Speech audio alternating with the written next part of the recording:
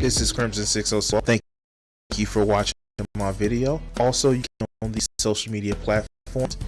And if you want to see great art, hit my DeviantArt art page up and support my Patreon. Thanks.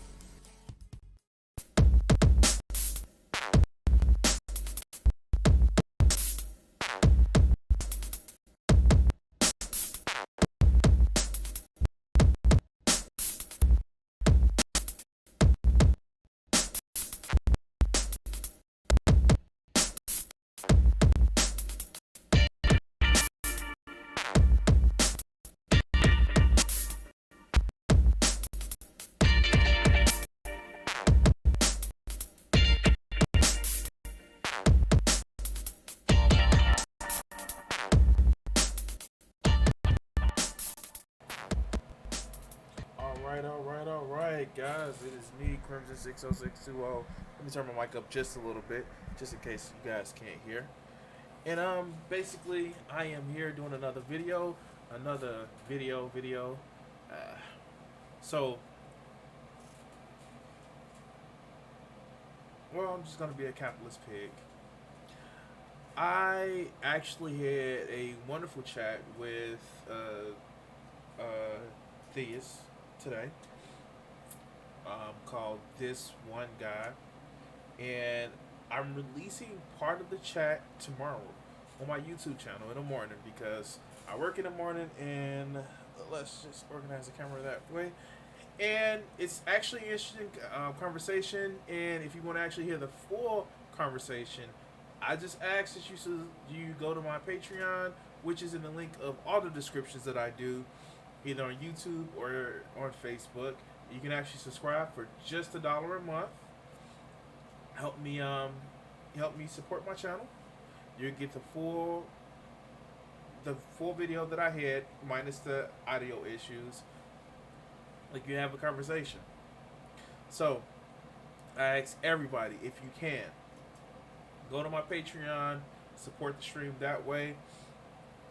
Also, if you want to help support the stream and get something back for you, you can actually go to my merch store page. The link is in the chat. Why is this not working? Just trying to see what's going on with Smite. I wanted to play Smite today. Fucking wanted to play Smite today. I've been playing so much Conan Exiles, literally trying to get a fucking god, and this shit right here is happening. Is Smite down?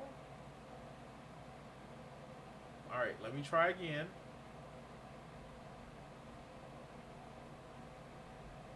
I know it was working earlier today. So, yeah, I'm putting that video out, part of that video out tomorrow. You guys can see the full video when I upload it later. There we go. So, yeah.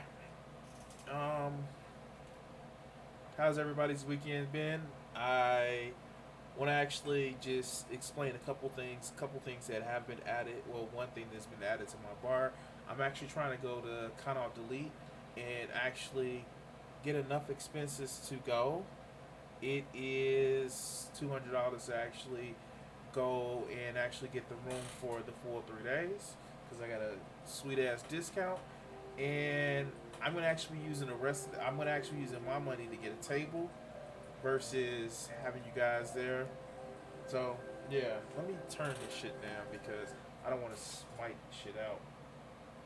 Speaking of Smite, let me turn my mic off. Give me 1 second, guys.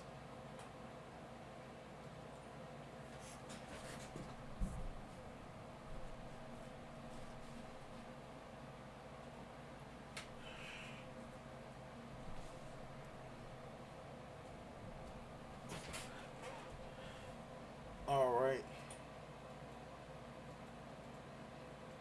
Yeah, I had to fucking turn the camera off because I didn't want you to get up and y'all guys see crack. Anyway, let's since we're feeling a little nostalgia, we're going back to Monday Night Blues, and let's talk about him and the quartering. So let's have some fun. A website called Open Source Defense has a very good article on the nature of mass shootings that I want to highlight because I think it helps us to understand them in a way that, well, I certainly didn't understand it before.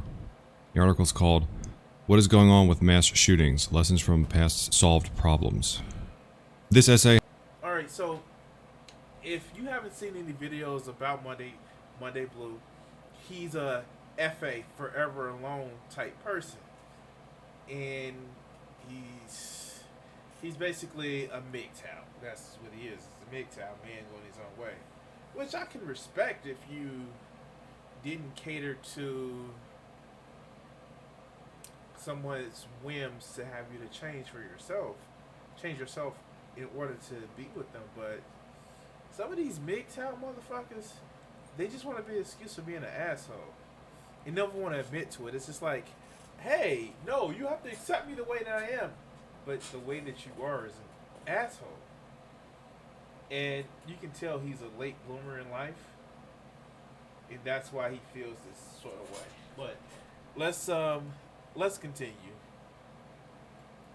It has been in my head for a long time, but after hearing about the mass shootings yesterday in Texas, and then waking up to another news of another just over 12 hours later in Ohio, all a week after a similar attack in California, today is a sadly apt day to write it down. The tricky part is that discussions about this stuff almost always fails. Their stable equilibrium is usually one of a handful of failure modes that we all know, and which are mostly various shapes of, look, it's the out group, get 'em.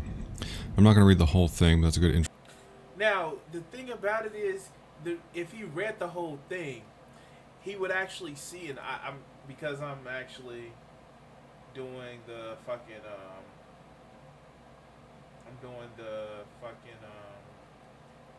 game. He would probably see what the article is actually talking about. So one of the things that, like, we can just look at this. I wrote last year about the culture war incentive structure around this, and why the two sides talk past each other, and why they're at an impasse without realizing it. A common pitfall here is to jump right to solutions without first agreeing on the problem. For example, the gun rights crowd will talk about while mass shootings are on the uprise, we are very small. They are a very small fraction of the overall murder rate, and overall murder rate is about as low as it's been in modern times, on the back of a 30-year trend of nearly unmitigated improvement. Wow, I can't read. An assumption that nearly everyone on all sides, the gun ownerships and homicides rates are correlated, turns out to simply be incorrect, as BJ Campbell explained his place. And, like, quite literally, this motherfucker is going to take the first sentence of an article without reading through the whole thing to say, well, because women aren't giving men sex, that boys and men are angry and they're fucking they're hurting our little feelings. And it's like, dude, come on now, man, come on, it's got to be more than that. You have to actually think human beings are more than that. And I think human beings are fucking stupid, but the fact that you think that because little Billy can't get his pee-pee wet, he's gonna get mad, that's denigrating men. But let's continue. Introduction. I want to highlight certain parts here. The article talks about how both sides go back and forth and nothing gets really resolved. And then it brings this up. The Vienna subway suicides. For those of you who don't know, there's an interesting thing about suicide. How suicide is almost like a fashion trend. In fact, this is why the authorities in San Francisco, when it came to their experiences with suicide in the Golden Gate Bridge, they decided to deliberately stop publicizing suicides there. And the reason they did it is because it was noticed that if suicides are publicized, other people will follow suit, like it's a trend. It says here, copycat suicides are so well studied that the phenomenon has been named the Werther effect, after a Goethe character who's said to have inspired a spate of copycat suicides in the late 1700s. Alright, so now, this is a little side note, and this is just something that I know about. Goethe was like one of the fathers of the romantic period, and inspired romanticism and all that other bullshit. And yeah, it was a lot of people actually killing themselves in the late 1700s. That's because life was shit back then. Like, quite literally, life was just horrible. And yeah, it gave an inspiration. And yeah, there were certain things that was kind of fucked up about life, but life was fucking horrible. And then it was, a few things in the 1700s, like the 100-Year War that made shit even worse. But you're not going to mention that. You're going to talk about how Robin Williams fucking killed himself and suicides ticked up. But let's continue. Modern studies suggest that celebrity suicides can have the same effect today. Compared to the number of suicides as predicted by the model, Robin Williams' death was associated with a 12.8% increase in suicides in August and September 2014, and a 25.5% increase in suicides attributed to suffocation during those months. No, people were killing themselves, bad economic turn and everything. The rates for suicide had actually started increasing. And by the way, people just don't kill themselves because they just see it as a trend. No, people kill themselves because it's a shit time being had by them, and they say, "Ooh, this person took a different way out." And I'm not gonna say easy or hard way out. This person took a way out, and maybe it's the right way for them. Maybe we should improve society more than just, oh wait, fuck. Maybe we should improve society other than giving people, objects to have sex with. Maybe we should improve their financial well-being in this society. Maybe that may be the problem. But, you're going to say it's because young people aren't having sex. Specifically, young men aren't having sex because, young men not having sex leads to the downfall of society. But let's continue. For those of you who don't know, Robin Williams hung himself, so he died by running out of air. And this is something I've seen before, and apparently is well studied in the field of suicidology. Yeah, I'm pretty sure that's its proper name is suicidology. That once a suicide is published, more people will do it. In fact, I believe the psychological community came out. I might be getting this wrong, but I think there were some people who were trying to put pressure on the TV series 13 Reasons Why. Don't put that series out. Citation needed, motherfucker. And by the way, the people in the West have a serious hang up about death. They fear fucking death. And yeah, a lot of people don't want to see the fact that, other people will die because it reminds them of their own mortality. Shit happens. And yeah, there was outrage about 13 Reasons Why. But there were more calls by fucking psychologists who says that, it's a good motherfucking thing to actually have this conversation because it's what people are going through. They feel their life is shit, so they're going to have a conversation about it, and this actually leads to a better understanding of things. But let's continue. Because if you talk about suicide that way, more people will do it. Now, I don't think it's just random people who end up killing themselves. It's probably people who are already like on the edge, and then they see, especially a famous person do it, and they say, yeah, okay, if that famous person did it, it gives me permission to do it. The article also talks about ice. No shit, Sherlock. No shit. It's almost as if, god damn, like people like him are so fucking stupid. They quite literally think that people are so stupid to forge suicide pacts just because a famous person did it. By that token, the motherfucking president who you think is awesome by your political views should be prosecuted for the fucking mass shootings because he encourages people to go after certain types of people because reasons. But no, you're not going to go that step far. ISIS terrorist attacks in Europe. It shows us this graph. ISIS attacks in Americas, Europe, and Australia. Number of attacks, deaths, Now 2015, 2016 it went up, came back down. It says the chart almost perfectly tracks the rise and fall of ISIS's territorial holdings on the trailing 6 to 12 month basis. They're talking about the territorial holdings in the Middle East. So as ISIS was having success in the Middle East, the attacks in America, Europe, and Australia went up. But why should that be? Very few of these attackers received material support from ISIS, and in fact, for many of them, the only sense in which they were ISIS attacks is that the attacker pledged allegiance to the group. So, functionally, this graph could largely be titled, Loners who rent a truck or get a gun or make a bomb, shout something about ISIS and then kill people, 2014 to 2019. Oh, it couldn't be that most people see U.S. aggression in the Middle East as antagonistic and yet hypocritical as well, because the U.S. would actually say that we're spreading democracy, but when people do terrorism with them, then it's a fucking problem. No, that couldn't be it, right? That couldn't be it that, quote unquote, that a lot of people actually had family members or were descended of people that were affected by the Middle East. And yes, you had some people that did shit because they wanted to be popular, but maybe if the U.S. didn't do horrible shit wouldn't get done to them. Now, it's not an apologetics about, attacking the civilian population. No. Nobody should attack a civilian population.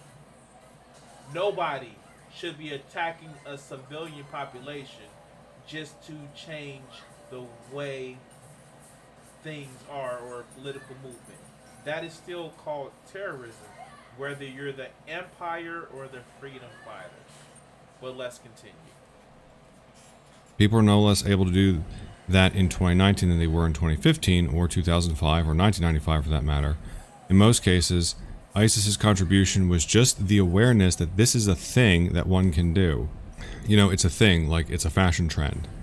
Like fidget spinners were a thing. And there's no reason that would have changed from 2014 to 2019. The internet still exists, people still post pretty much whatever they want, and information spreads anarchically.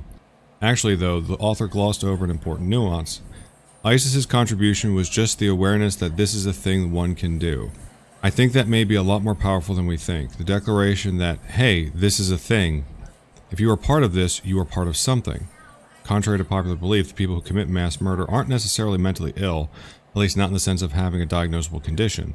Some do, but most don't. So that's not the common thread. What is a common thread is that they are almost all frustrated losers. The anguished virgins, the disgruntled husbands who explode and kill the... And here we go. Here we go. Here we go about, literally, quite literally, it's about the men not getting their pee-pee wet. How fucking disturbed are you that you would have an instance where it's the society is falling because men ain't getting their pee-pee wet? And yeah, a lot of the attacks were because of young men. They felt as if they weren't men because they couldn't fall into a very toxic standard of what manhood is. They couldn't slay all the people that they want, both figuratively and literally. They were less of a man because they didn't have all the notches in their bedposts. And you're perpetuating this shit by even agreeing to that. Maybe people aren't having sex as much because they don't have their own homes to have sex in. Maybe because they have to work out multiple hours a day. Maybe because they're assholes. Just maybe. But let's continue. Extended family. The racist killing the out-group that he feels is threatening his in-group. The religious zealots doing the same. And for that matter, the impoverished high schooler who kills a classmate after school over some trivial slight, or the husband who kills his wife, both of which, awfully, happen hundreds of times more often than mass shootings. The shape changes, but the mass stays constant. A hopeless loser who feels like he or his group are losing, thinks he spots who's to blame, and decides he's going to show everyone that, damn it, he's not the loser that you, and subconsciously he, thinks he is. This mental model does a lot better at explaining the decline in ISIS-inspired attacks. Roughly nothing has changed in terms of people's ability to carry out such attacks. So it must have changed as their desire. Now that ISIS isn't on the upswing, nobody wants to join a losing team. Joining them, it no longer gives people, see, I'm not a loser, validation.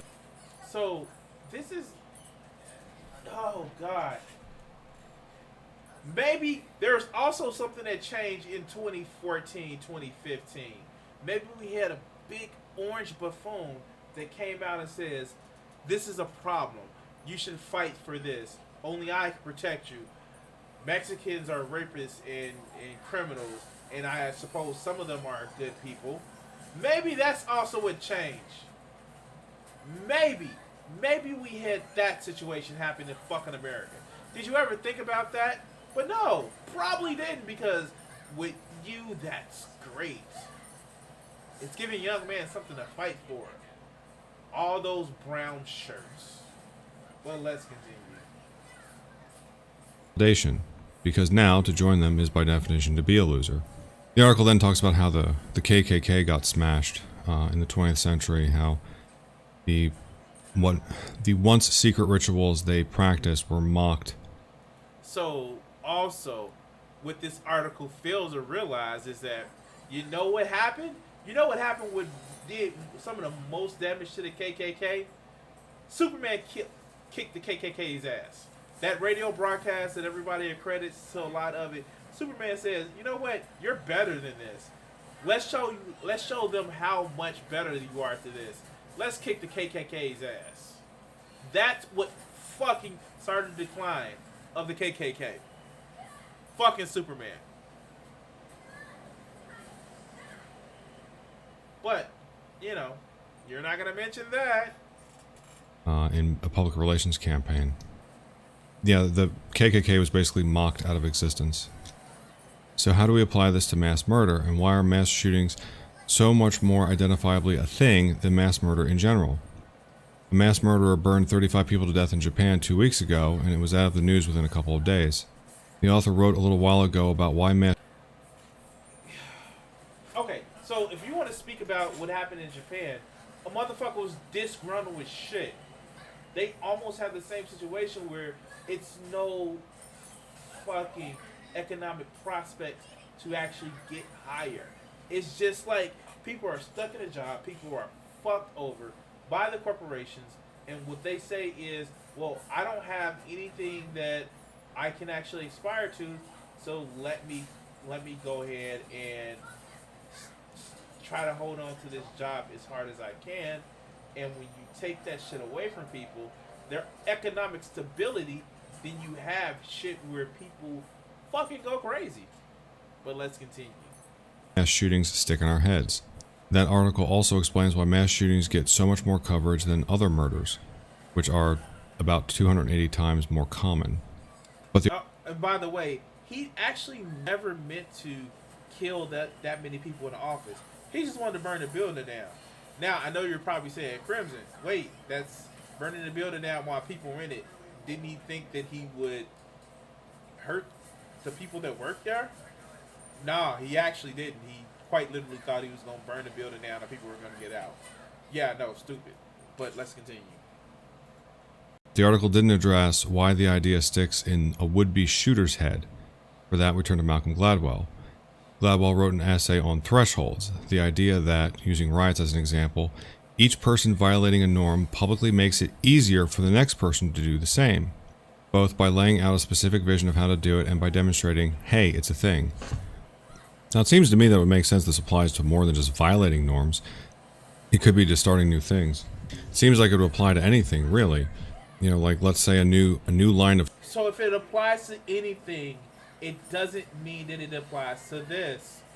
Wow, this almost as if you discredit your own argument that that's not a determining factor. Dumbass. Toys comes out for kids, and it's normal for kids to play with toys. There's no norm violation going on there. But as each kid gets one of the new toys, it makes it easier for the next kid to get that toy.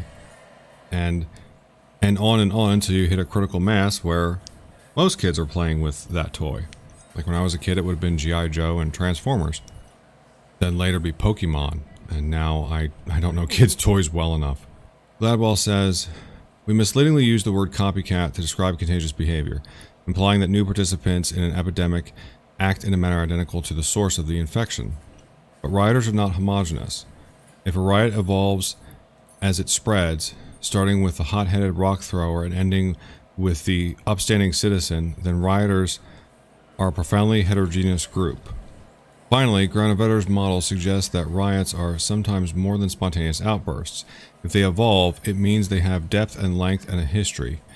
Granovetter thought that the threshold hypothesis could be used to describe everything from elections to strikes, and even matters as prosaic as how people decide it's time to leave a party. He was writing in 1978, long before teenage boys made a habit of wandering through their high schools with assault rifles. But you know what? Here's the thing. It wasn't a habit because it wasn't as easily available. Oh my fucking god. And here's the thing. By then we had already had the Texas clock tower shooting where somebody who wasn't a teen, he thought that, life was all over. He really thought he had a brain issue. That's why he killed himself the way that he did. And it turns out that he was in what he thought was an unwinnable position, and he was fucking sick. But yeah, let's continue. But what if the way to explain the school shooting epidemic is to go back and use the Granovetterian model, to think of it as a slow-motion, ever-evolving riot in which each new participant's action makes sense in reaction to and in combination with those who came before. Gladwell identifies Columbine as a turning point in the slow-motion riot of mass shootings. He went into this in a 10-minute talk on the same subject as his essay. Now that is certainly a new way to look at mass shootings, as a slow-motion riot. Well, not just slow-motion riot, but slow-motion distributed, physically distributed.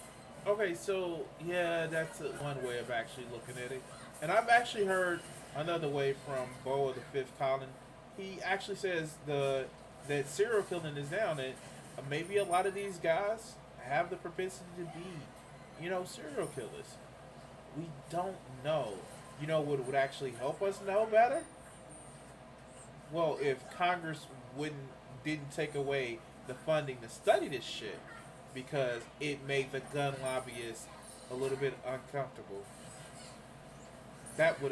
We would have had a lot of information about it. Maybe if President Trump didn't defund the right wing terrorist squads in the FBI, maybe we also would have had more information on this to figure out why this is happening. Right? I know, but of course not. Distributed across space and time. Riot. I'll put a link in the description box below to this article, so if you want to watch Gladwell's video, you can do so there. Gladwell continues, what the Columbine Killers are doing is laying out a script so precise that it makes it possible for kids with really, really high thresholds to join in. They're making this particular riot more accessible. And this was an important part here, I think. He says that they're laying out a script, a precise script that someone else can follow. So that way this is so demented. The Columbine Killers were innovators, so you don't have to be. You can just follow the script that they laid down. You see that in derivative works of everywhere else, too. Like J.R.R. Tolkien with his Lord of the Rings. How many fantasy novels are basically following, maybe not exactly the same script, but follow that same pattern, follow the same kind of themes. But it was Tolkien who first really laid it down. But no, he wasn't the first fantasy novel. He was one that is known to be prolific, but he wasn't the first. He actually built upon other people's writing. He actually took stories from the fucking Bible. Like, he was prolific, but not a progenitor. And not only that, a lot of these guys didn't have the same MO. If you want to say that, then you can say that Timothy McVeigh had an issue with help with a lot of domestic terrorism. Okay, he did, but still, god damn, you just reaching for everything, aren't you? But let's continue. At least as far as I'm aware, it was Tolkien who first really laid it down in one place. So then the trend of fantasy novels and fantasy literature could follow after him. Same thing with the early science fiction writers. They were the ones who laid down the basic script that other people could follow. Gladwell continues. The Columbine killers are not a psych. I'm like they omit the name of the Columbine killer here, but it says he's not a psychopath. He's a nerd. And 40 years ago, he'd be playing with his chemistry set in the basement and dreaming of being an astronaut, because that was the available culture narrative at the moment. Now he's dreaming of blowing up schools. He was bullied. God damn it. I'm tired of these people thinking that just because you're a nerd that you are like, and he actually believes this. And when he says he was a nerd, that you're gonna equal to mass shooting. Like that's shit is stupid. No, you have some issues. You have some issues. If you ever think that killing people in that manner would actually resolve your issues, you have some fucking issues. And quite literally, that's like blaming it on video games. Oh wait, idiots like that do blame it on video games. But you have to understand that the problem isn't the fact that people are popularized to, be a killer. Maybe we should look at bullying. Maybe we should look at social isolation. Maybe we should look at those things. But let's continue. He did not come up with that himself. He got it from a society of which he's a part, and we're responsible for that. Actually, since it says thwarted school shooter, that can't be the Columbine killers. It must be someone else. And I'm not sure who he's referring to there. Original author continues, and indeed, there's a large and growing amount of empirical data about this phenomena, that the extremely understandable hysteria about mass shootings is tragically self-reinforcing, and that the lurid details the media perseverates are providing a specific template that draws in lower threshold murderers in the future. When people ruefully tweet things about AR-15s or tactical clothing or This is America, they unwittingly write drafts of a script that gives low-threshold murderers something to be part of, all the way down to costume details. So it's not just that this meme is contagious, it's that we have to make it less of a thing, and the hard part is doing that while still finding ways to talk about it. So maybe we should actually address issues of why do people in America do it more than anything. You hear the stories across the world. You don't see a mass spree of people killing in all these other different countries that have the same amount of violent video games. I'm not to say that while I'm playing a violent video game, but you don't have that same sense of where countries where people even are exposed to more violence. It's the guns and it's the fucking mentality that we have in this fucking country that everything should be solved simply and I shouldn't be fucking challenged. Maybe that's what the problem is. But let's continue. Some data on this. Researchers at Arizona State University analyzed news reports of gun-related incidents from 1997 to 2013. They hypothesized that the rampages did not occur randomly over time, but instead were clustered in patterns. The investigators applied a mathematical model and found that shootings that resulted in at least 4 deaths launched a period of contagion marked by a heightened likelihood of more bloodshed, lasting an average of 13 days. Roughly 20 to 30% of all such violence took place in these windows. Findings indicate that the mass killers received approximately $75 million in free media coverage value. Wow. And that for extended periods following their attacks, they received more coverage than professional athletes and only slightly less than television and film stars. In addition, during their attack months, some mass killers received more highly valued coverage than some of the most famous American celebrities, including Kim Kardashian, Brad. Alright, so you know what you know the way to fix that? The way to fix that is to fucking stop publicizing their names. Just refer to the shit as a town, the town where the shit happened. You know how to fix that? Why don't we fucking stop isolating people and stop making them feel that you're not a real person unless you have this, that, and the other. Maybe that's a way to fucking fix it. But no, you're gonna say because men can't get their pee pee wet. I don't know. Pitt, Tom Cruise, Johnny Depp, and Jennifer Aniston. You know, especially for the people who are the loners that are doing this, because it's a way to say to the world, "Can you see me now?" What? Well, I think 75 million in media coverage. The answer is yes. We can see you now. So the incentive. So if part of the incentive is, "Can you see me now?" Well, here's 75 million reasons for incentive right there. That's amazing. I didn't know it was that big. Finally, most mass killers receive more coverage from newspapers and broadcast cable news than the public interest they generate through online searches and Twitter seems to warrant. Unfortunately, this media attention constitutes free advertising for mass killers that may increase the likelihood of copycats. If the mass media and social media enthusiasts make a pact to no longer share, reproduce, or retweet the names, faces, detailed histories, or long-winded statements of killers, we could see a dramatic reduction in mass shootings in the span of 1 to 2 years. They're using the same reasoning with the suicides, that you be very careful how you talk about suicide, be very careful how you publicize it, you know, especially if it's a celebrity. You say, you know, Robin Williams passed away, that kind of thing.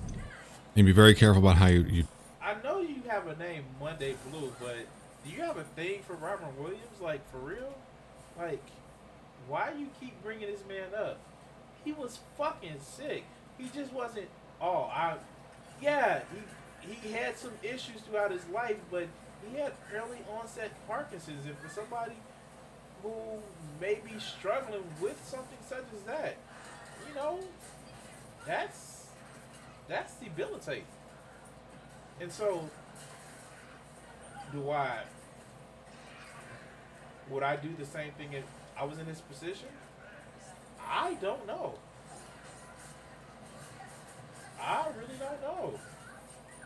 But let's continue. talk about it, and suicides won't increase. They seem to be applying the same basic idea here. Oh, yeah, people have been killing themselves since they were able to look into the future and realize that shit was fucked. Yeah, people have been killing themselves for that long, so I don't think you're going to stop that. But let's continue. Even conservatively, if the calculations of contagion modelers are correct, we should see at least a one-third reduction in shootings if the contagion is removed. Given the profile of mass shooters, we believe levels of mass murder could return to a pre-1970s rate where it becomes a truly aberrant event. That although not eradicated, is no longer a common option that goes through the mind of every bullied, depressed, isolated, somewhat narcissistic man. So we're left with the question: this stuff is important to talk about, but how do we talk about it while actively making it less of a thing, actively dismantling this script that has developed? Nobody knows the full answer yet, because it's really one version of a much bigger question. How do memes spread, period? The unsettling but undeniable nature of mass communication is that the process by which a viral hit song or fashion trend spreads is the same process by which ISIS or mass shootings spread. So what do you do about that? Well, there are a couple places to start. When ISIS first came on the scene, the media ran their execution videos as headline news. We interrupt this broadcast to show you the apostates being executed live on CNN in 1080p. After a few months of that, the media realized they were getting played, and they put a largely successful Okay, so that's something I don't get. You actually have this thing where you feel that, you know, yeah, like, dude, I get it. I fucking get it. You know, you want to find a way of trying to fucking slow it down. Why don't we attack the fucking problem, the real fucking part of the problem of addressing the lonely young man that may be upset about what's going on in their life? Maybe we need to do that. Maybe we need to address that shit. But you're not gonna do that. You're gonna say, well, it's no real way to stop it. But let's fix it. Let's keep going. voluntary blackout on those kinds of videos. Well, the good news is here, some outlets like New York Times, Anderson Cooper Show, and CNN and others have become much more judicious about publishing personal details of mass shooters. Professor Adam Lankford published guidelines for media coverage. The group No Notoriety is doing good work to spread this idea. Yeah. It's a long way to go. I didn't know this. CNN literally maintains a mass shooter scoreboard on their site. So this was I thought it was a very good and interesting article that took on a new... Alright, so this is our classic with a minute or so left, 2 minutes or so left in the video, where he comes and blames it on those mean old feminists and SJWs. Let's watch. A different look on the phenomenon of mass shooters. It seems like, since they're making a comparison to the model of how suicides spread and how the media learned to stop that, well, obviously they don't always apply those rules perfectly, but the media learned to stop doing that kind of thing.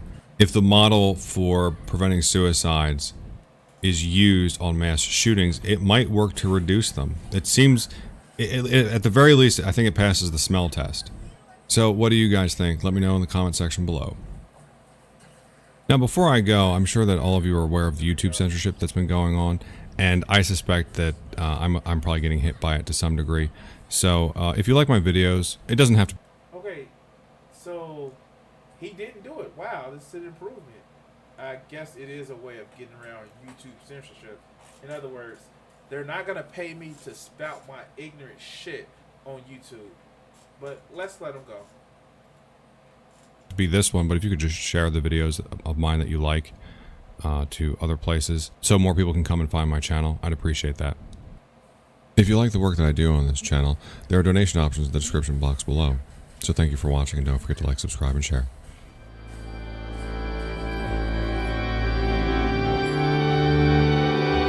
Alright, so we actually finished this video relatively quicker than what I expected. Wow, that's actually great. Let's go into that quarterly video. That's the next video on the docket.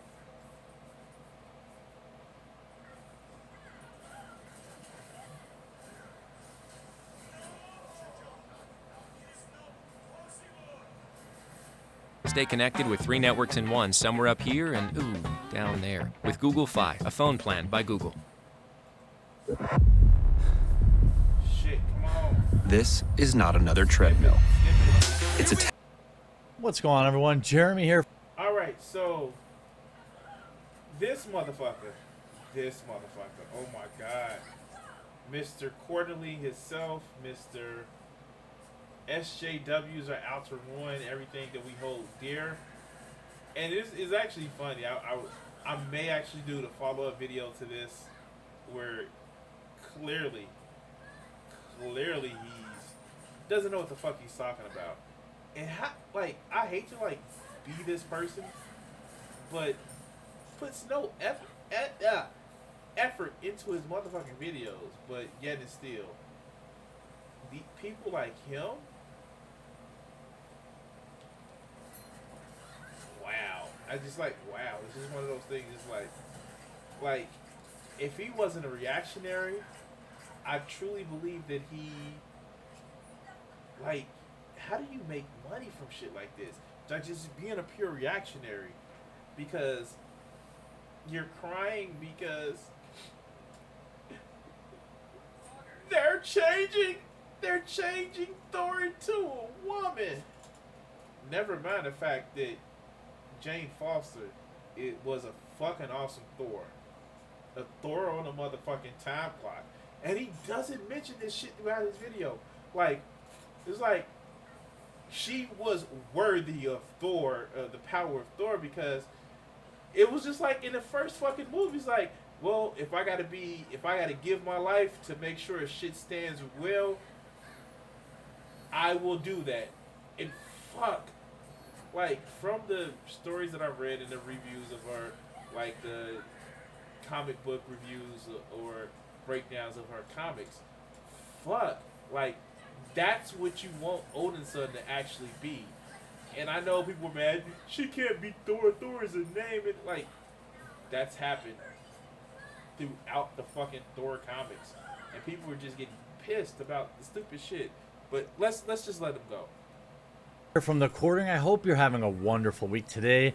This is the third video of the day. I talked earlier about the Witcher 3 video game, as well as the Witcher TV series, and some interesting updates about that, as well as made a correction to my initial report on Call of Duty yesterday, and showed the actual emails that I got, and I thought it was pretty interesting. All right, get to the point. You made 3 videos in one day.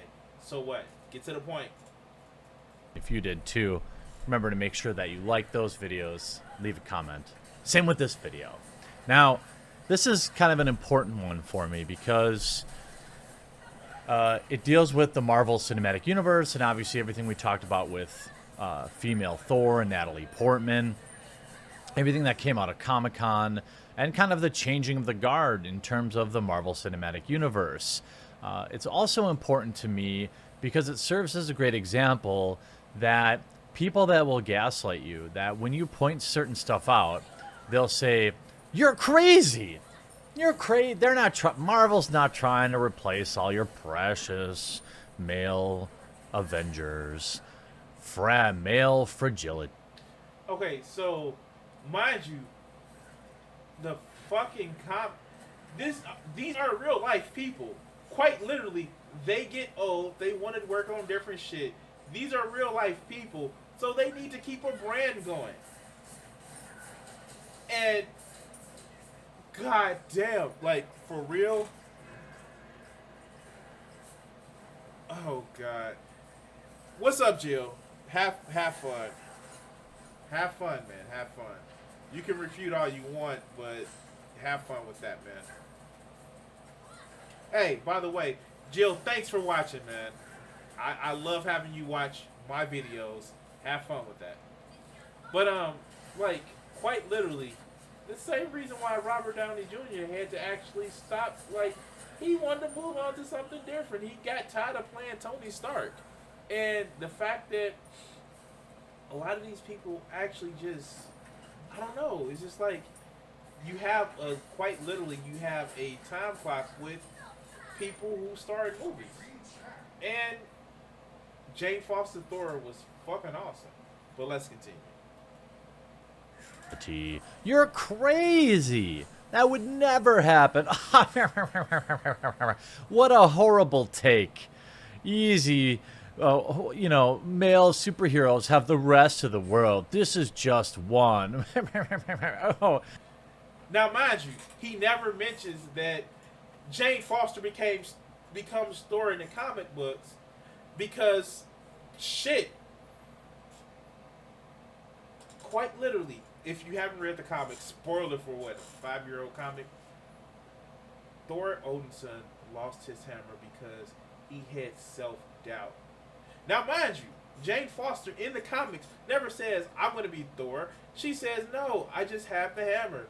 She actually encouraged him multiple times that he is fucking worthy to be Thor. But you know what happened? He had to understand that. And quite literally, it was his fragility. It was his fragility with his position where he didn't believe he was worthy to be the hero known as Thor. And it wasn't that she tried to take his manhood by putting a hand on his hammer or shit like that. No, she quite literally, time after time after time, telling him, like, dude, you can do this. You are strong enough. You have to believe. And he didn't believe in himself. And if they play that story out, like they have in so many other properties, like they did in Endgame, like they did in Infinity War, like they did in motherfucking Ragnarok. That's Thor's character. He has always had an issue where he had to feel that he was worthy.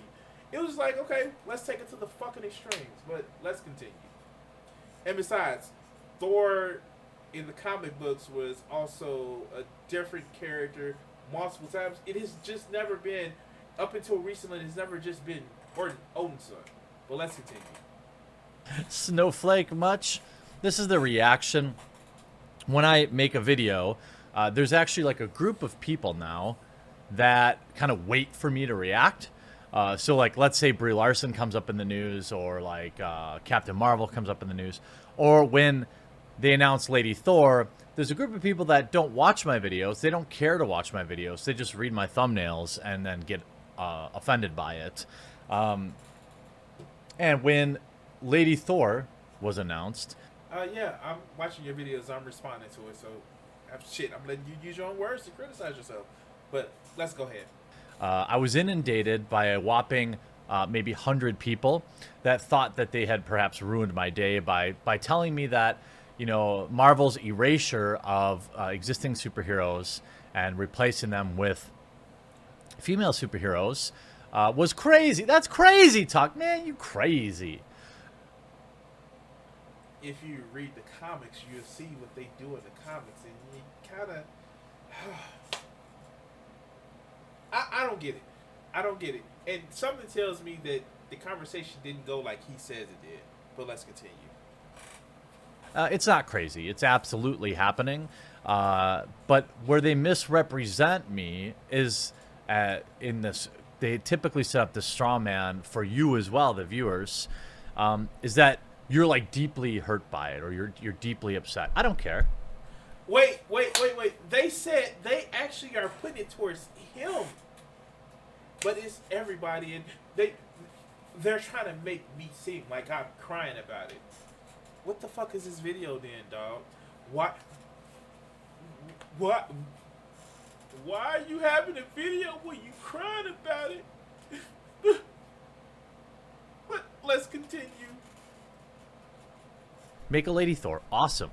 I will point out if Marvel thought that everyone wanted a female Thor, they probably wouldn't need, like, you know, Chris Hemsworth to pass the torch, and they probably would have just made a Lady Thor movie many years ago, or they would have had Riri Williams in the Iron Man suit a long time ago. But, you know, I guess box office gold is better than box office poison. But, hey, it remains to be seen. Look, Captain Marvel made $1 billion, and a lot... Now, mind you, he was one of the people that was like, go get woke, go broke. Look what happened. And I had problems with the Captain Marvel movie. Quite literally that she didn't have a fucking personality, except in Endgame where they had it was the director. It was a director. It was the way they directed the shit. It was better in Endgame. And of course, because they were doing all the movies together in certain kind of ways, like, goddamn, yes, that's a director.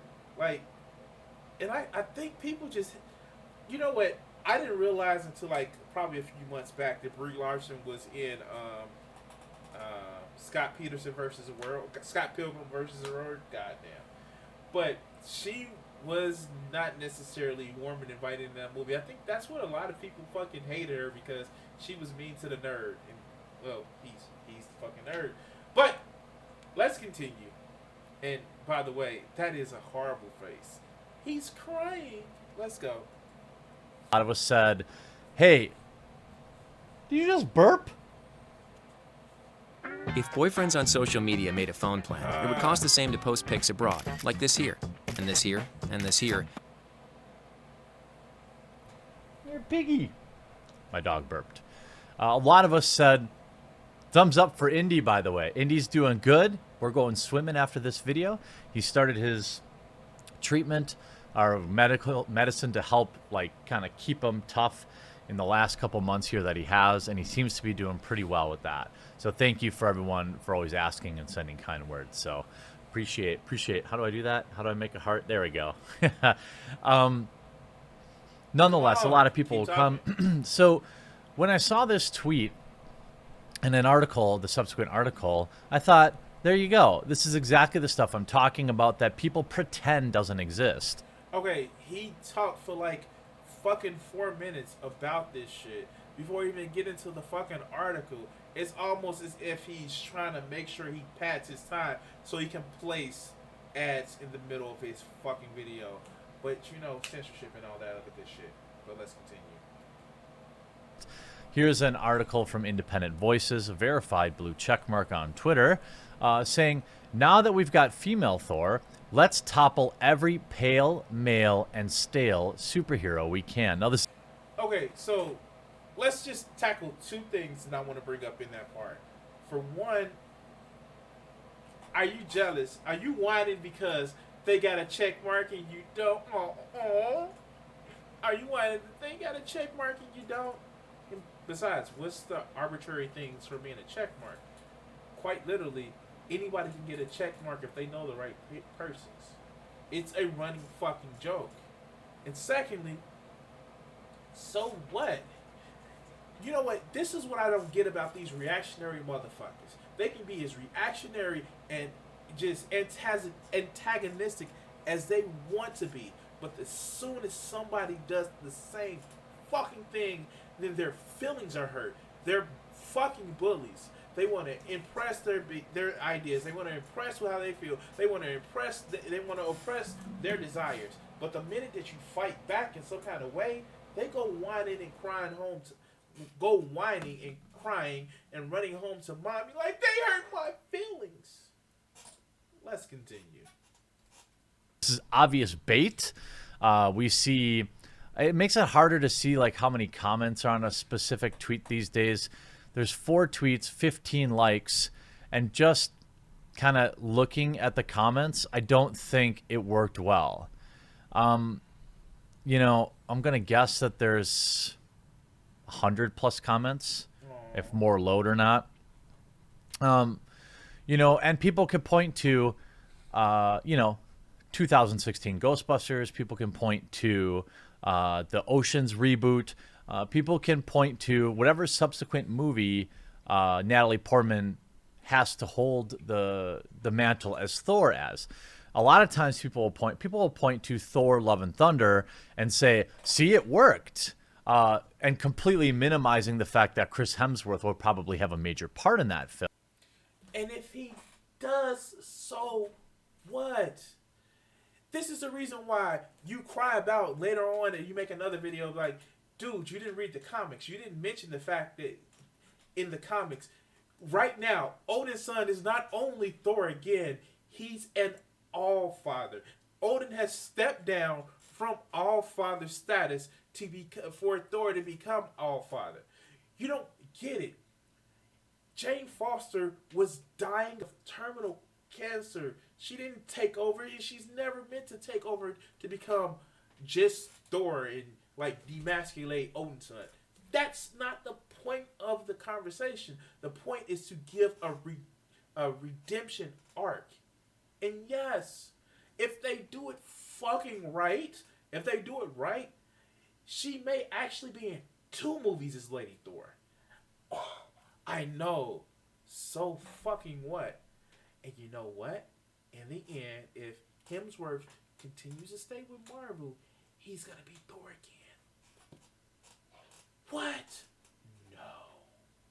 Let's continue. Film. But people that will tell you that you're nuts to have this opinion seem to ignore that fact. Or they'll make up, like, for example, the biggest thing, my thumbnail said, like, Marvel's erasing white males. Okay, is it spicy? Yes. Is there some truth to it? Absolutely. But most of the people that criticized it, that said, you know, oh, duh, fragile male Marvel fans, they never even watched the video where we can show many examples of this. And I'm, for one, am very excited for Phase 4 of Marvel.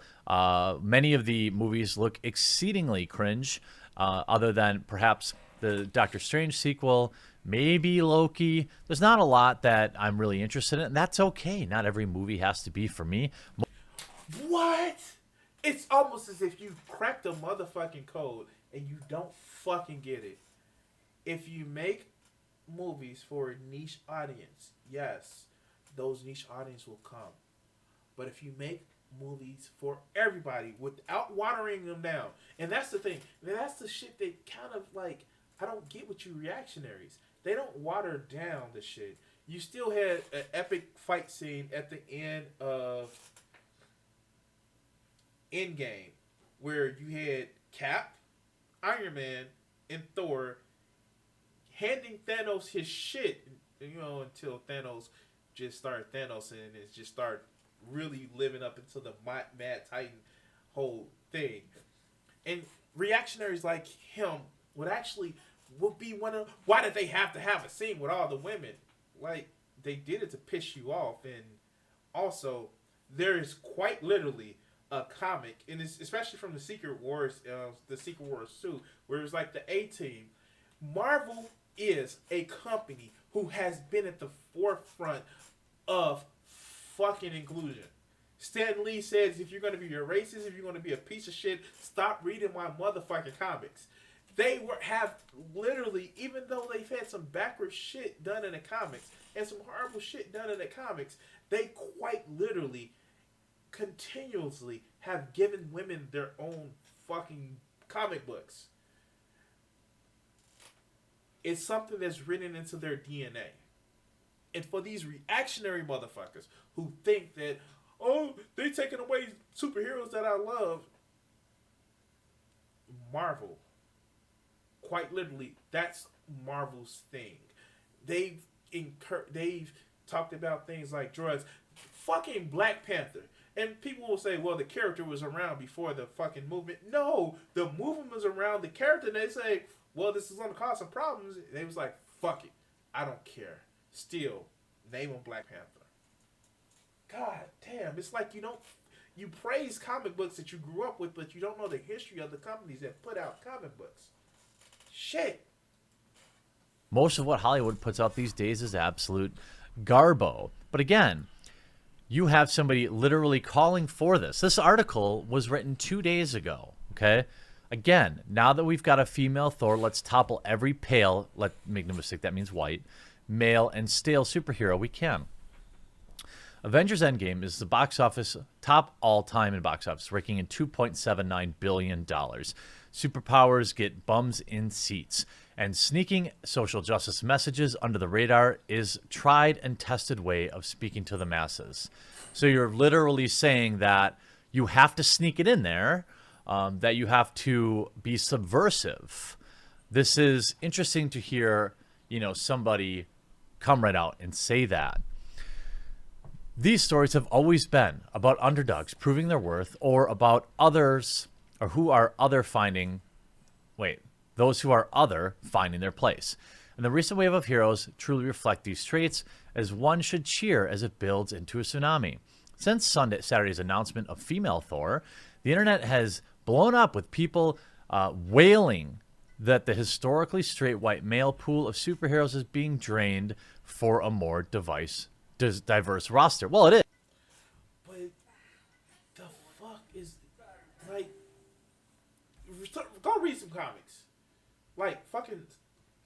Please go read some comics. Please read some comics. Dog, oh God.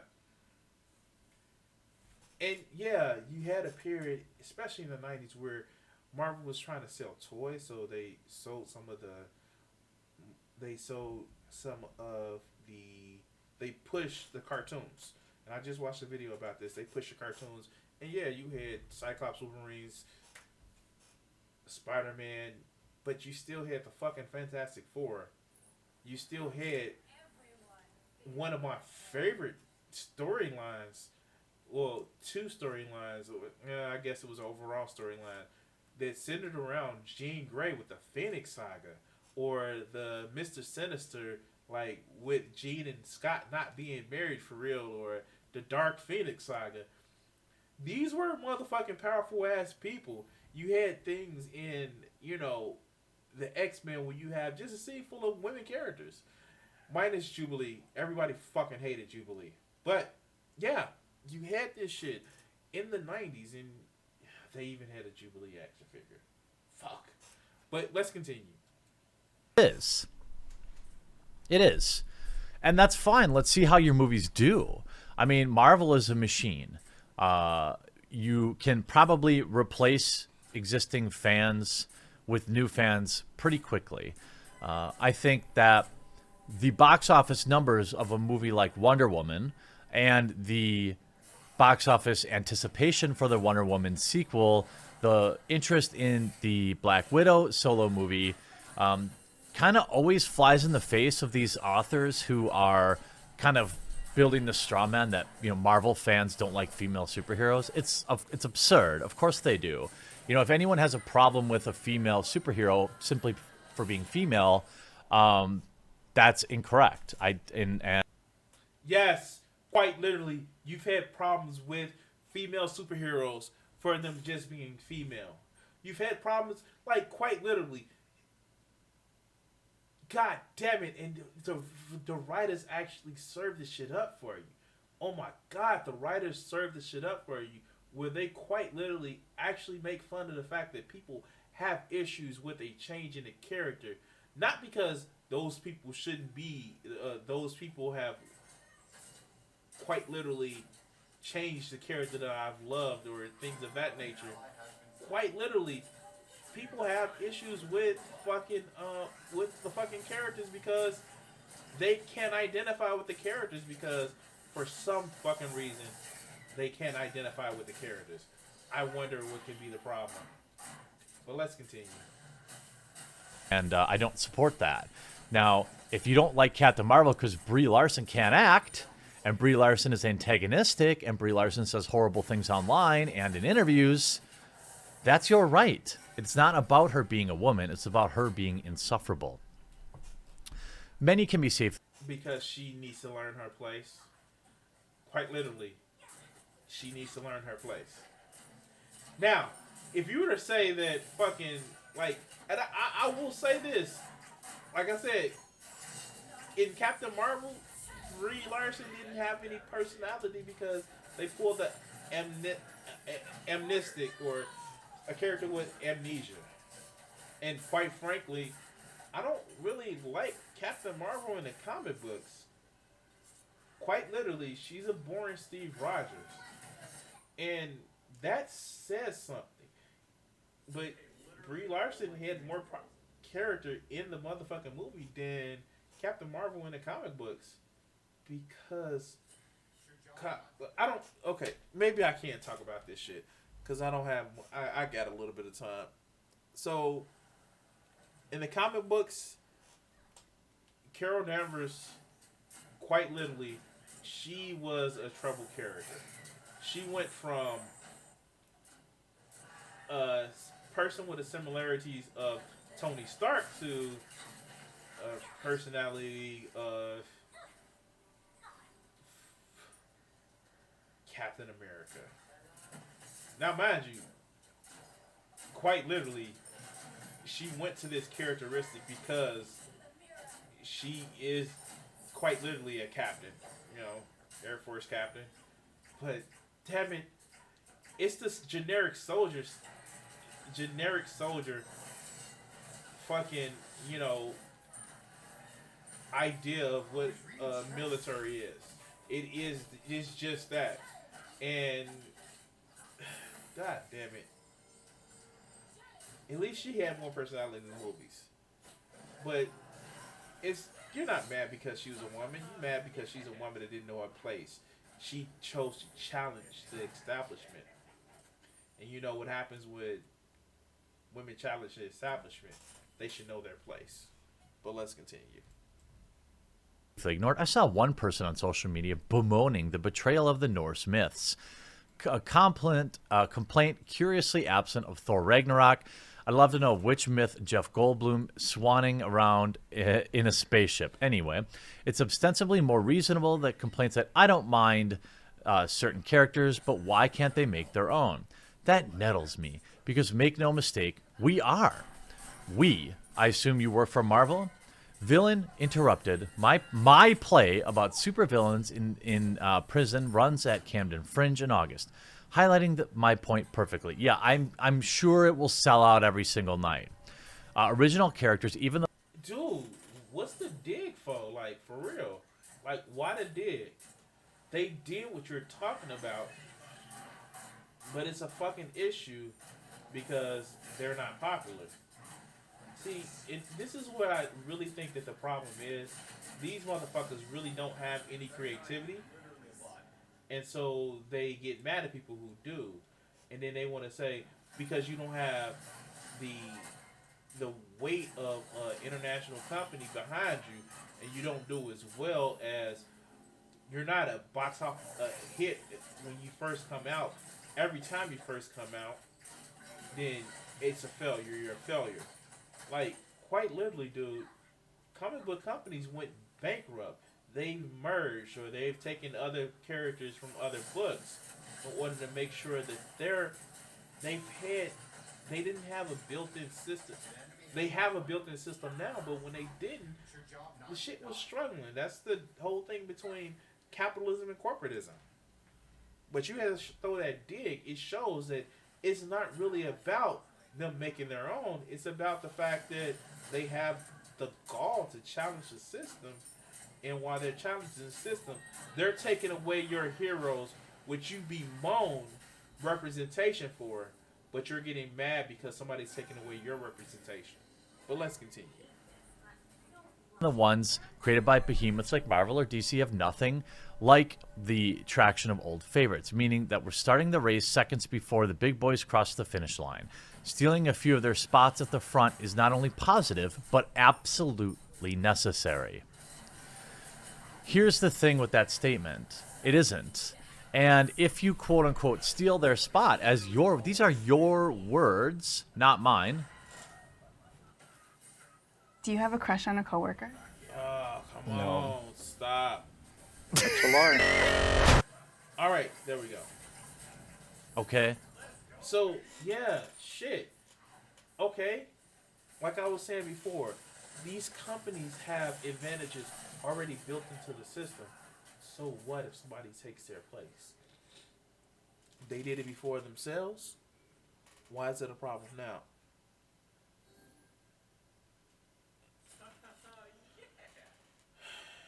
Jill, if you're gonna have that talk about that here, I'm gonna ask why you're so concerned about people's anal cavities. Like, for real, dog, is it really that serious? Do you have that much of an issue? Why are you fantasizing about that, dog?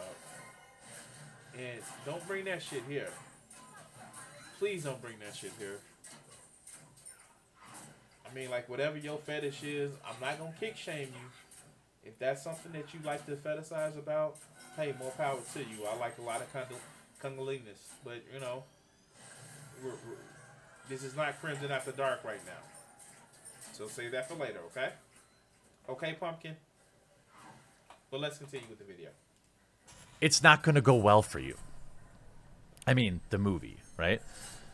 It genuinely makes the art better and bigger. Okay, audience tired of the same old stories. Yeah, that's why Avengers Endgame made almost $3 billion.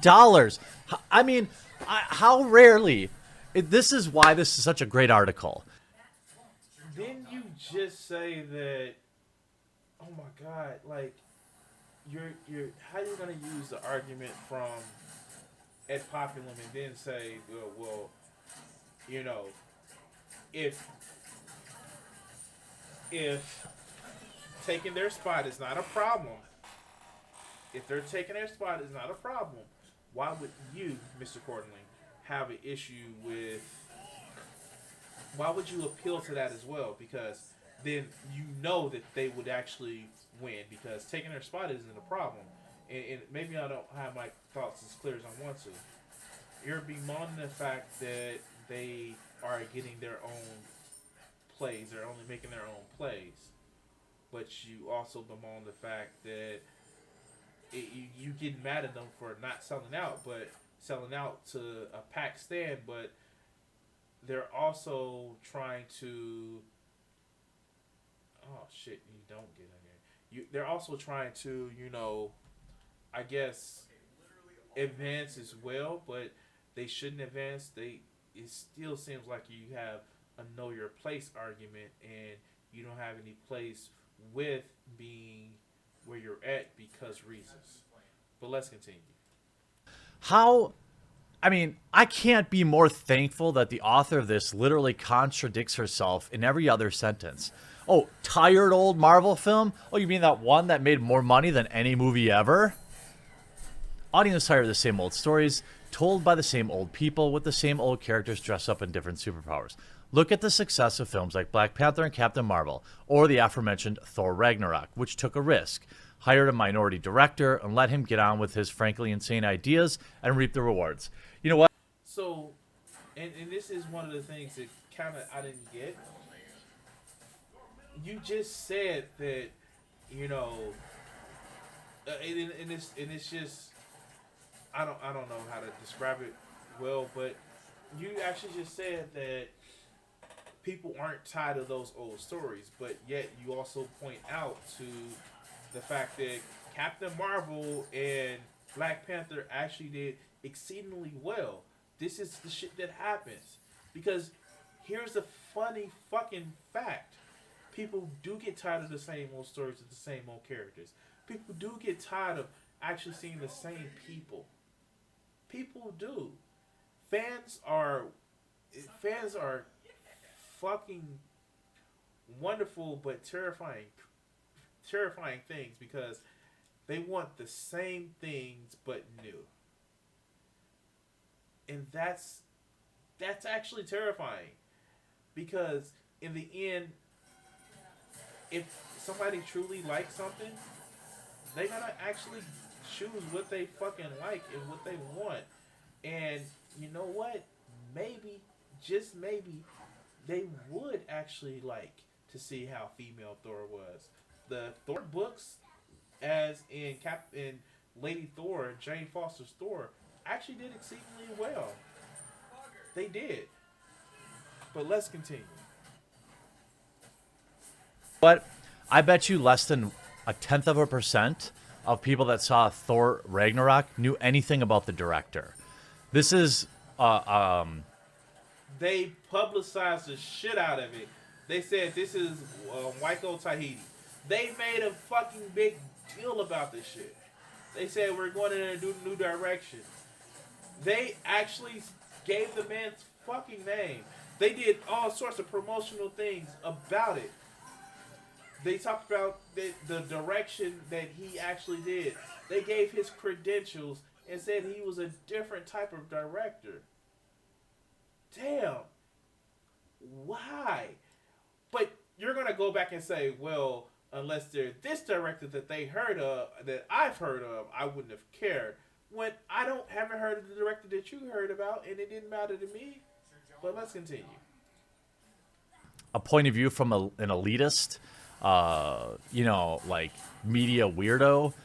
Most people, I couldn't tell you 5 directors of the latest films. I couldn't tell you what they look like, what they're into, any of that. Russo brothers. That doesn't really almost ever factor into people's decisions to see movies unless they're somebody like, for example, Wes Anderson. If Wes Anderson makes a film, I don't know who Wes Anderson is. You're being an elitist.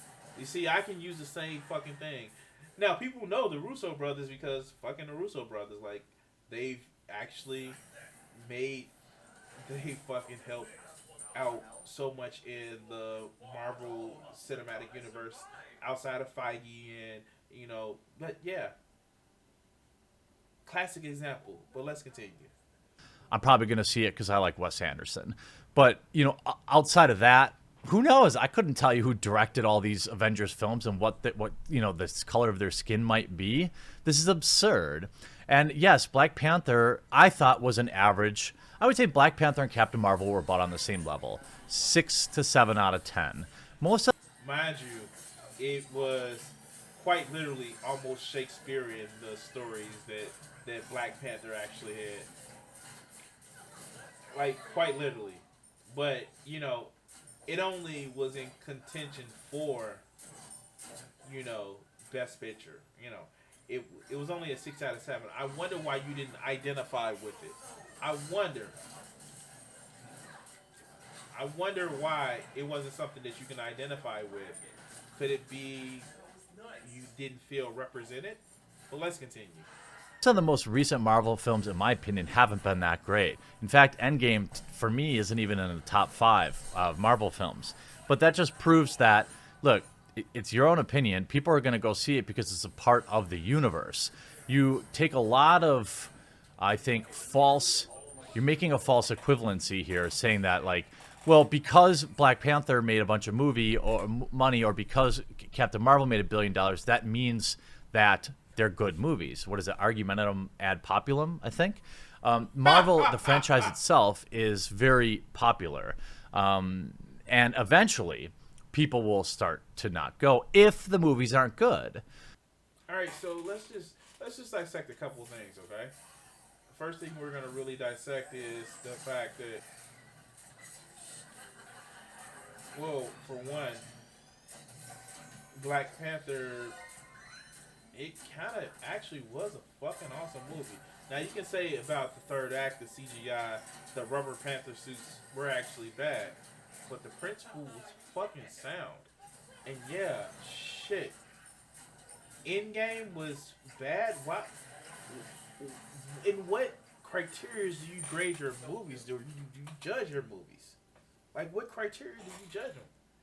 Like, quite literally, it's almost as if because reasons. Because I want to actually say, Get Woke and Go Broke, the movies that did the best was just because it was popular and people went to go see it. It's almost as if, God damn it, I lost. It's almost as if you disprove your own point. But let's continue. Thor Love and Thunder might be a great film. It probably would do well because Chris Hemsworth is still in it. Let's see how Natalie Portman holds it down in the next film after that. Consider. But see, he doesn't even realize what the fuck he's doing. He's saying that because this is a white male lead that's in it, because that's what's gonna make it good. What the fuck, man? Do you get that shit that you're actually saying it? Well, let's continue. The raw potential harness of film seen by millions, giving audiences superheroes, spies, and princesses different to themselves, normalizes diversity in a way that targeted campaigns can only dream of. This is the power of representation. I can't tell you how good it felt to watch women, plural, fight alongside men in Endgame, and how disappointing it was to have Marvel swerve an on-screen, or it doesn't count, superhero in the form of Valkyrie, something they had pledged to correct in Phase 4. What they're referring to is Valkyrie had a scene where she was in bed with a woman or something and ended up on the cutting room floor, I believe, during Thor Ragnarok. But now they've just given up on trying to keep the films on point and on message. They're more worried about, Valkyrie coming out and being gay. Cool. Has nothing to do with the movie. To me, to most people that see the films. Why is that a fucking problem to you?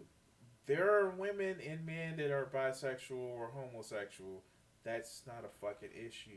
You didn't say that when Tony Stark and Pepper Potts were running around with the little kid. I forgot the kid's name. You didn't say that. You didn't say that when Spider-Man and Mary Jane were running around as a couple. You didn't say that.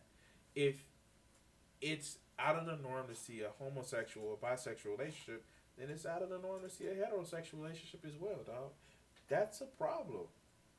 Where you feel that you should actually have it your way, the way you feel that it should be, and anything different than that is a problem. That's called whining. The same thing that you're complaining this other person is doing. But let's continue. But that being said, maybe it's important to some people. Yeah, I can't imagine seeing a movie. It's like me saying, boy, I'm straight. I really wish I could go see movies with straight dudes in it. Which is the norm in a lot of movies. And hell, so, I don't get it. You have this thing where you're being persecuted as if you're being persecuted because somebody is pushing back. I get it. It's more of the, you won't let me oppress you. You won't let me oppress you. Bow your head. You're supposed to bow your head. But let's continue. I just go see movies to be entertained. I don't think about that kind of stuff, but clearly some people do. Finally, this is a chance for the character to ironically step out of Thor's shadow and should be called arms to the rest of us in front and behind the cameras. Women directors are few and far between and are the only starting to helm blockbuster films without a single female lead. With Chloe Zhao directing The Eternals. Yeah, a group of superheroes that nobody cares about. Maybe it'll be a good movie. Look, Shazam wasn't exactly super duper popular. You're right. Nobody cares about The Eternals. So what? Just like nobody cared about the Avengers. Nobody cared about Ant-Man. Nobody, fucking nobody, really cared about the Hulk after the Ang Lees. Nobody cared about Black Widow. Nobody cared about fucking Captain America. Nobody cared about Hawkeye. Well, nobody still cares about Hawkeye. But still, he had the little Ronin stint. He was actually pretty cool. But like for real, like really, dog, really, really, it's almost as if once you bring awareness to something, people care. That's why people were pissed off in the end. Why did Black Widow die? She's supposed to have a movie. No, nobody cared about Black Panther until they saw Civil War. Then they was like, get this motherfucker a movie. Let's continue. With just like casual normie movie people. There is some groundswell following for the comic books, but maybe it'll be great. Shazam, I thought was an excellent movie. Not perfect, probably like an 8 out of 10, but a good family fun popcorn movie, which is what I didn't see Shazam, so I can't compliment it. I can't say anything about it, but something tells me it's because you felt represented. But it's me. Maybe it's just me. most Marvel movies are. Very few Marvel movies are excellent, in my opinion. Guardians of the Galaxy has a few that are excellent. I thought Doctor Strange was very good. But most of their movies are just, they give you exactly what you pay for and they send you on your way. That's why they work. But we're stepping out of the shadows, and if we can step on our male predecessors along the way, all the better. Well, that's an interesting way to finish your article about movies and cinema. And, just archive this article. And anytime somebody tells you that there aren't people out there calling for cinema, for the Marvel Cinematic Universe and Comic-Con, if you're talking to somebody about that and you're like, hey, what do you think about this? And like, nobody's out there saying that. Okay, if she is, that doesn't.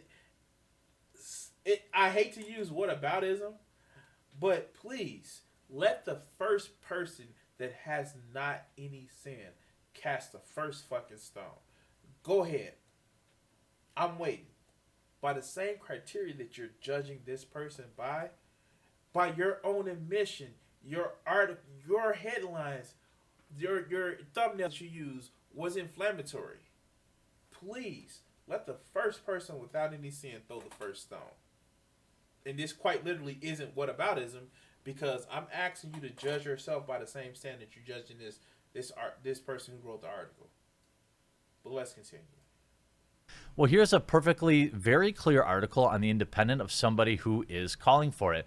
Now, I take a lot of joy in the fact that, at least according to the tweet, it would appear that most people are laughing at this article.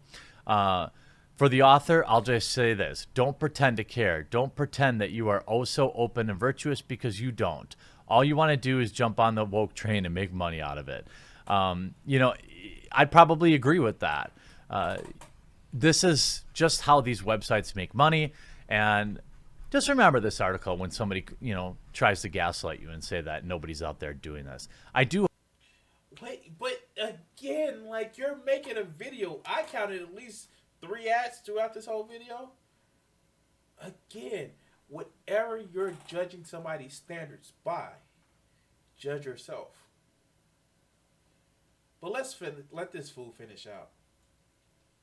I hope you enjoy this video. I hope that you take a second to share it if you made it to the end, or at least you like and comment on it, and check out today's other videos. And we'll talk to you again real soon. All Google right. Fi, a phone plan. So let's just close this out. Yeah. So those are the 2 crybaby whining idiots, and it's actually fun to actually see these guys actually complain about shit like this. I just don't know anymore. I don't know. Like, a lot of these guys actually have issues where I don't know if they realize that they are being this way. I don't know if they understand like just how bad they are being. Like, do they realize they're whining about shit the way they are whining about shit, and it's just like, I don't know. I like really don't know. I don't know if they don't understand, like, people are just pushing back against the system that's been in place for so long. And shit, they may not get everything. They may not destroy the white male superhero, but they're gonna get some ground. And so what? You still have in the comic books, you still have parts of the movie. You still have the fact that, you know, it's not going to be a flip of the system. But I really do think it's that fear, and it was in the other video that I did, that they realize how fragile their position is, and they think that once other people on top, and this is an example of somebody that may get on top and may be that asshole, but they realize how fragile their position is, and when they actually get there, then, you know, maybe they'll treat the people that were once on top as the people who were once on top treated them. I don't know. On that note, guys, I want to say thank you for watching. I am ending the stream. I want to thank everybody who's actually followed, shared my stream. And remember, I'm going to be putting part of that video out tomorrow of me talking on Jill's channel. And if you want to be a Patreon subscriber, you'll get the full video. I want to thank everybody. You guys have a good night. Peace.